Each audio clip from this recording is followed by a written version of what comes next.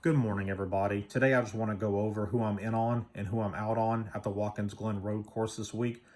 The first person I'm in on is William Byron at plus 550.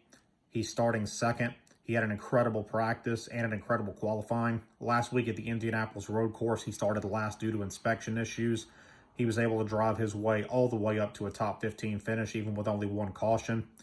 He's had an incredibly strong car this weekend, and he's my favorite to win. The second person I'm in on this week is Michael McDowell at plus 850.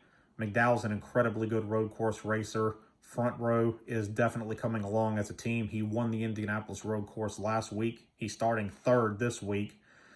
He has a very good chance to repeat. It wouldn't surprise me at all if he's up front all day. He's definitely someone to watch and someone I'm in on. The next person I'm in on this week is AJ Allmendinger at plus 750. Allmendinger desperately needs a win to get into the playoff. He's starting sixth this week. He's won at Watkins Glen before. Like the other people I've already named, he's a great road course racer. And he's going to do what's necessary to win. If he's running second in the last lap and can get up to the bumper of the leader, he's going to move him out of the way to win. He's definitely someone I'm in on because he basically has to win this week to make the playoff.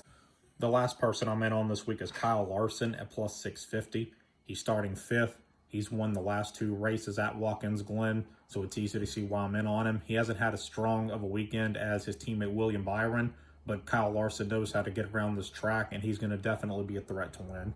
The first driver I'm out on this week is Chase Elliott at plus 550. He's starting 15th. This was a must-win race for Chase Elliott. He dropped the ball in qualifying. His team dropped the ball in qualifying. He hasn't had a great season ever since coming back from injury. It's like they missed the mark every week with the setup. He's not going to be able to drive his way up from 15th to the lead without some kind of crazy pit strategy, which I don't see happening today. So for those reasons, I'm out on Chase Elliott. The next person I'm out on is Gibbs at plus 1,100. He's starting fourth. He had a very good qualifying, very good practice. Why I'm out on Gibbs is we've seen this a lot from him this year where he qualifies extremely well and then he just drops back during the race. He's a rookie this season. I don't think he's ready to win just yet.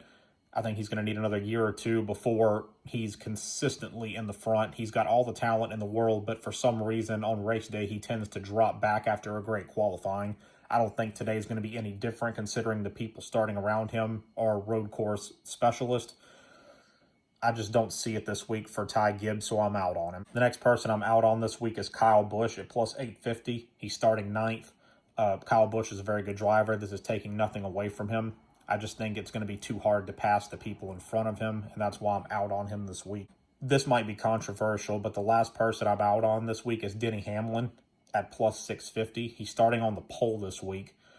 Me personally, though, after watching practice and qualifying, I really don't think that he can replicate the lap he put in qualifying.